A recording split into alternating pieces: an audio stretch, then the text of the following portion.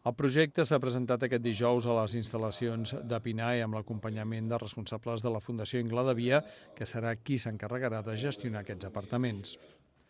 El president de la Fundació PINAE, Martí Soler, ha explicat la voluntat de rehabilitar un edifici al carrer de Sant Bernat, de Vilafranca, per fer-hi una quinzena d'apartaments dobles que disposaran d'alguns espais comuns i sense barreres arquitectòniques adreçats a persones majors de 65 anys que puguin ser autònomes. Es tracta d'uns habitatges de lloguer que estaran adaptats a les necessitats dels usuaris i que els donaran un seguit de serveis. En aquest sentit, hi haurà un professional les 24 hores del dia, els 365 dies de l'any, a la recepció per donar resposta a les necessitats que puguin sorgir o atendre qualsevol incidència.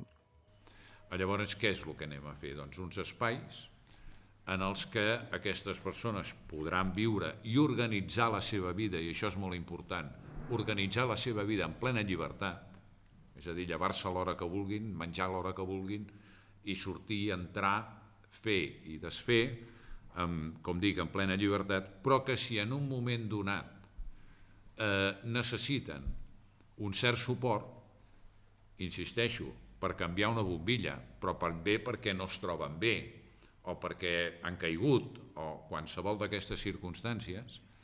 tinguin ben a prop un suport professional.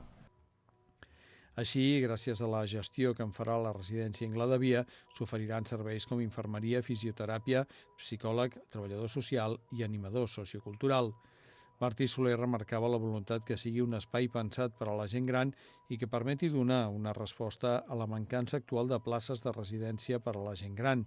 i més tenint present l'augment de l'esperança de vida que fa que la població envelleixi. Una dada que refermava la directora tècnica de la Fundació Ingla de Via, Marga Padullés, explicant que l'any 2018 la mitjana d'edat dels seus residents era de 90,5 anys.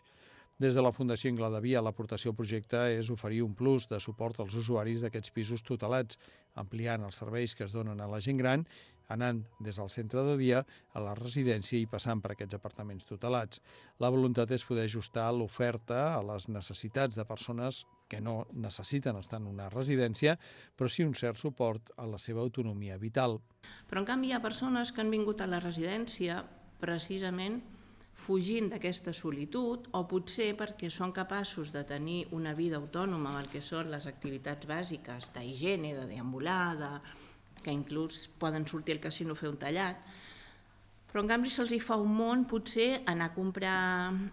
gestionar la seva medicació, els que serien activitats instrumentals de la vida diària. I en aquest sentit, com perllongant el projecte d'Ingla de Via d'aquesta especialització de serveis, es va iniciar aquest projecte, com deia el president, realment ens té entusiasmats a tots perquè pensem que pot ser important. Apuntava també que en cas que les persones que viuen en aquests apartaments perdin autonomia i siguin més dependents, tindran prioritat d'ingrés a la residència Ingla de Via. El projecte ja es troba definit i la previsió és que sigui una realitat en poc més de 20 mesos.